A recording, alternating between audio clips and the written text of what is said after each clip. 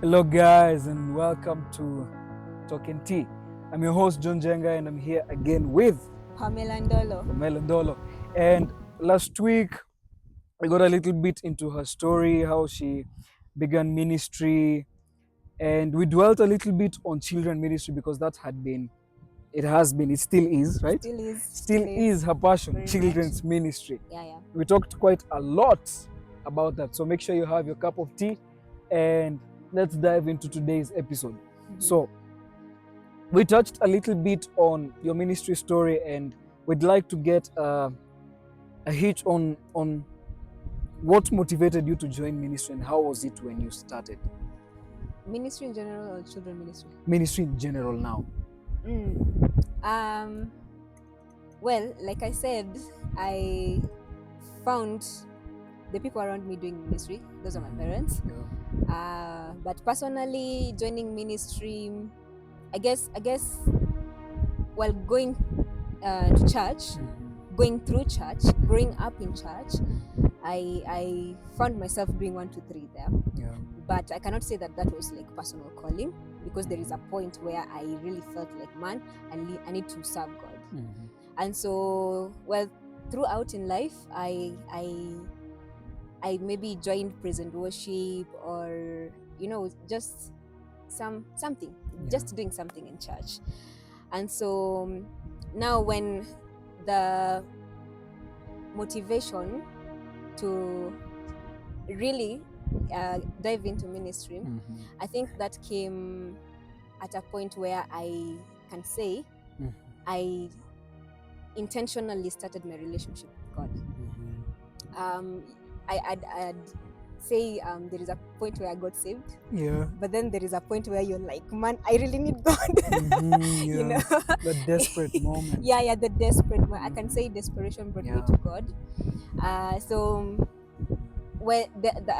was like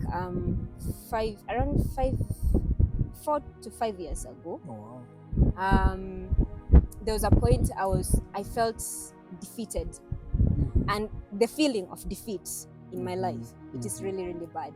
I did not have clarity. I did not have direction. I did not know where to go or what to do. But it reached a point where I felt like, man, the devil has really, really, really done. He has done his job quite. He has done his job quite well. Yeah. And so the only thing I had was the breath of life. Really. Apart from that, I did not feel like I had anything. And so I remember there was a day I slept. I just lay looking up. And I was feeling really bad. It was a point of depression, and I was feeling really bad about my life, about myself. I did not know what to do, and I was feeling like at that moment, I would just die. Yeah, I would just die. And so I remember saying this one. I remember I was so angry with the devil, because I was like, man, how can you? I don't know if you've ever reached that point where you're asking the devil, how can you be the devil? Yeah, how can you do this to us? I felt in my life like there was just no hope. And I remember I literally talked to Satan. I normally don't do that, but I felt out of the depth of myself. I just said, today is your day. Kill me, or else. I said, like, if tomorrow I wake up, my life will never be the same. And I will make sure deliberately I will pay back. I remember, and I was like, I die or I live. And I lay there, and I thought, I could feel as if my breath is being taken away or something. I could not understand it. My brain was so congested. I could not think. I just felt like, man, there is no point of the next breath, Yeah. And so, I slept, and then I woke up the next day, and then I decided, now this is it. Enough is enough. And so I cried to God for help. I told God to help me. And then I think it was that point of desperation that brought me, that, gave me the reality of, like, man, I need to live my life for God. For God, Now intentionally, intentionally, not like I have to find the reason why I'm here, why I'm alive, why I'm doing this, why I wake up every day. Is my life important? Do I make an impact? I need to find out from God, like what is His purpose for me. Yeah. And so I remember that day was the day I decided not to start, just looking for my purpose, like for discovering. for discovering who Pam is all about. And so I started looking into my gifts. I started looking, wherever you find. Examine yourself, looking at your strong areas. What can I do? What impact do I have to the people around? What am I good at? And so I remember that day I told God, I want to live. I want to serve you. Just give me something. Give me something. Now that is saying that, I really meant that. But now there is what you say and then what God hears. Yeah. Two things. Yeah. Two different things. When God decides to be serious upon your words, it becomes something. It becomes, now He brings the assignment. Yeah. Now that is why, and then the devil comes and he tells you, man, you are not adequate for this job. Yeah, what are you doing? What do you think you have? And so let me say this. I am not proud of this, but I just want to share it out. Me getting into ministry, or let me say, I love ministry. I love serving God. But then those particular times when you have assignments, you get when you gotta do this, and this is for you, and God has placed you in this place for this particular reason, and you have to do it. Now I am not good with that. Those times I am not good. I am Jonah. Me and Jonah running away from God. Forget that He's everywhere at the same time. I don't know why. I feel the weight of responsibility sometimes is so heavy upon me. God, this is not what I ask for. Yeah. And so those particular moments where ministry has to be done like that, I've struggled at the first point. I have struggled, really, really struggled. Sometimes it could come in a way like, this is not what I thought it would be. This is not what I expected. Like, how am I supposed to do this? Going back to God and telling God, we need to get to the drawing board. Sometimes it's just impossible, outright impossible. You are like, man, am I really supposed to do this? Sometimes I go back to God and tell God, you got the wrong person for the job, And so but the mercies of God, I really can say that He keeps me there until my eyes open, and see, it's not me, myself. And I think that is one lesson that I have come to embrace whenever it comes to ministry. Every time I feel like I have an assignment to do something, I take myself through the process of removing myself from the picture and inviting God. It's not about me, totally. It's just, I'm just a vessel. I think the pressure normally comes in when you put yourself in the situation, and then you see the devil is right there, is telling you you are incapable, you are inadequate, you do not have what it takes. And so like when you put yourself at the center of the situation, which is a form of pride. It is a form of pride. Which is a form of pride. So if you are able the to negative, do it, but bring yourself down. You're going about it with your own strength. So I think whenever those times have come, I have had to put myself, I have had to take first myself in the process of removing myself from the picture and just allowing God to do that, to use me as He will. And so the motivation of ministry, number one, I would say the mercies of God. The mercy. The mercies of God. We all need that. My first point of conviction, where I felt like I need to serve God, was out of desperation. I remember that day, if God did not pull me out of that, let me call it a miracle, I would have died. Really, and I did not have suicidal thoughts or anything, but I would just felt like I'm gonna die. I'm gonna die here. I'm gonna die. But it was out of that point of you know, like if God, I can't imagine what other people are going through, and they do not have God. They do not have a source. Yeah. One thing I had was God.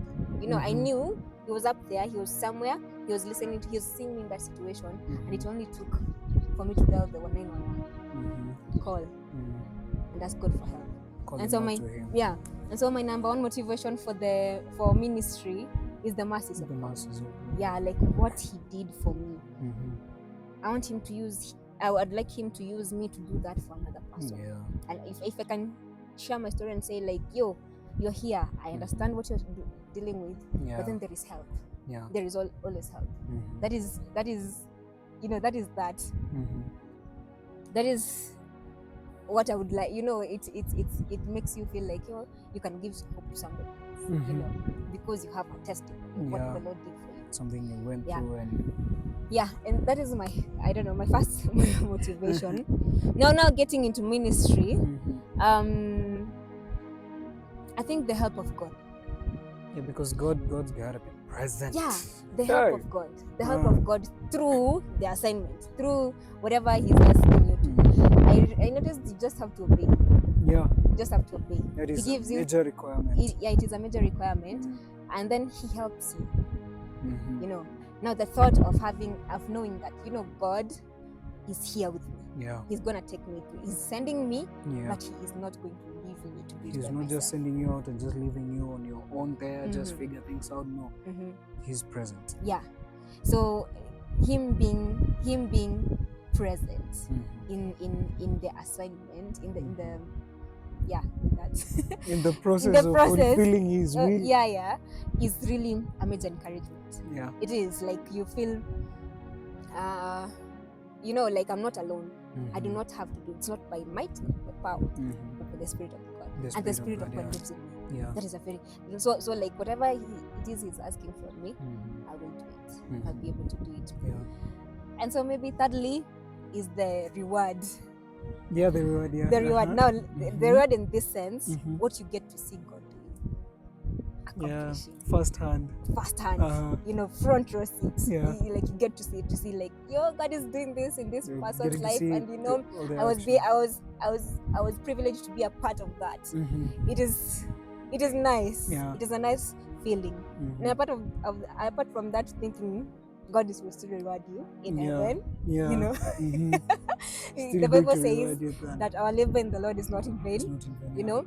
But majorly sometimes just being here on earth still, and seeing what God is doing through you and in around you, you know, around the people He has sent you to serve. It is a rewarding thing. It is pay enough. It is satisfying. Something to behold. And so giving hope and, you know, just becoming a minister before the Lord is a beautiful thing.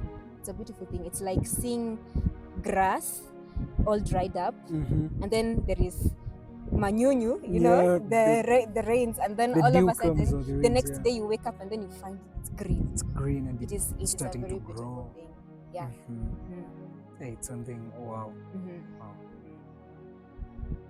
And there's something that you had mentioned about us not being in the picture, or rather letting God be the one in view. You know, I know there are many ministers or even believers out there, or sometimes I myself have battled that you get so skillful, and when you get the applause, I was listening to Vusi Tembekwayo, you can check him out, he's a great entrepreneur, he's a believer.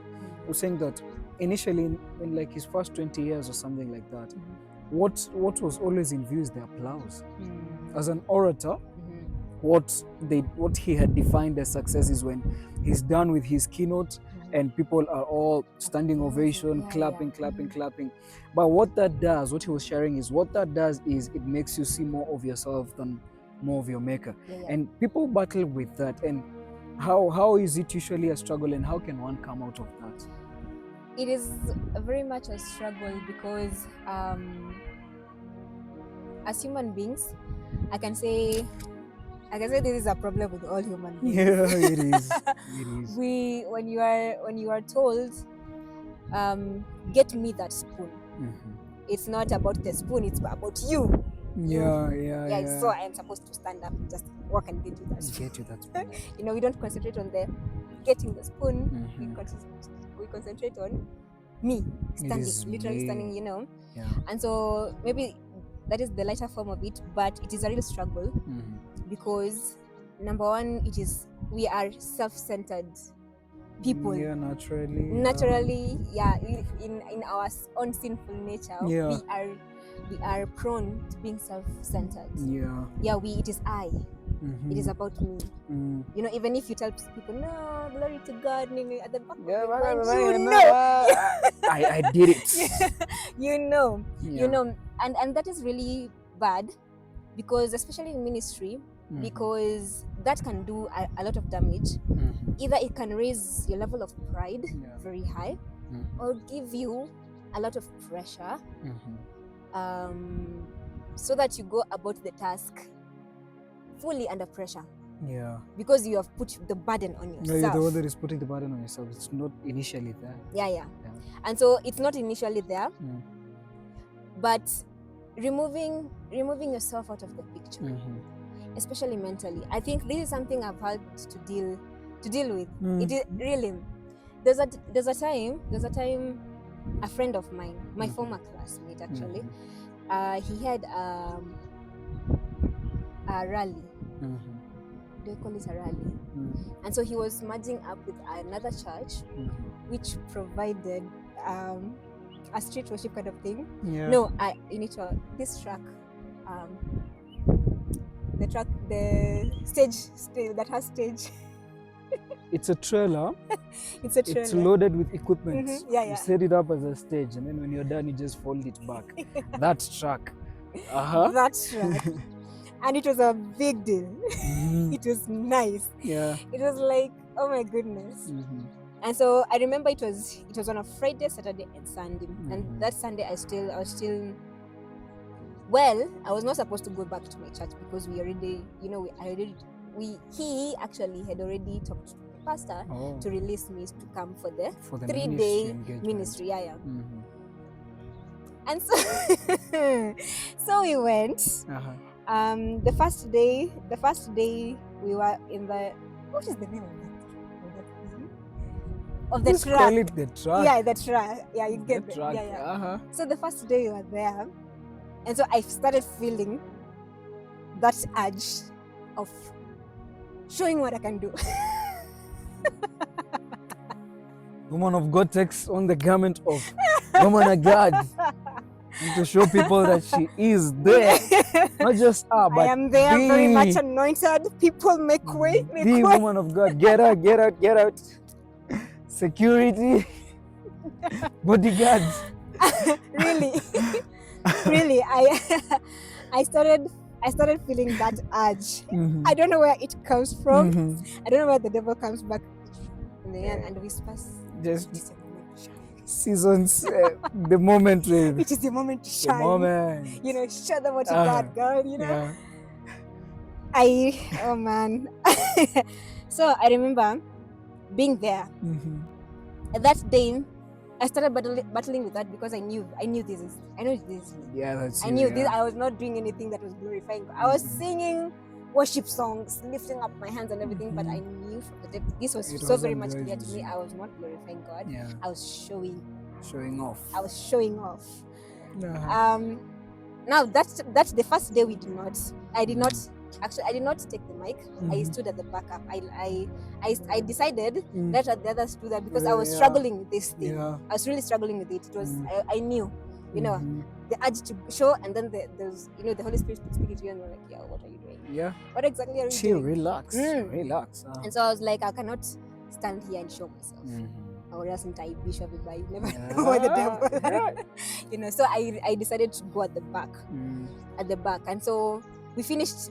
I did the backup, and then we finished that. We wrapped up that day, and then we went to a place where we were staying for the night. And so I remember that night, I like, hey man, it was a real battle, because the devil is like, you got this, you can do this, you are very good at what you do. You can, Yeah. it's time for you to Mm. use What a a platform. juaji. Yeah. Mm. That day on Saturday, we went for evangelism. Mhm. Was it? Yeah, it was on Saturday. In the morning, Mm. I just felt a conviction. You cannot go there. Mhm. Pack up your things and go back to your church. Mhm.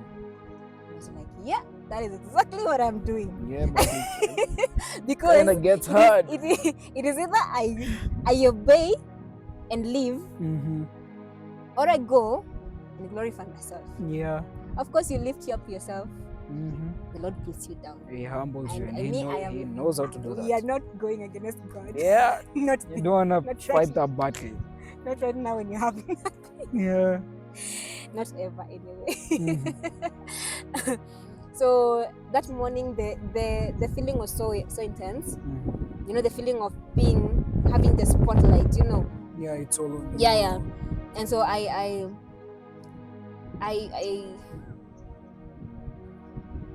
I told my friend that I am not going with you guys. Okay.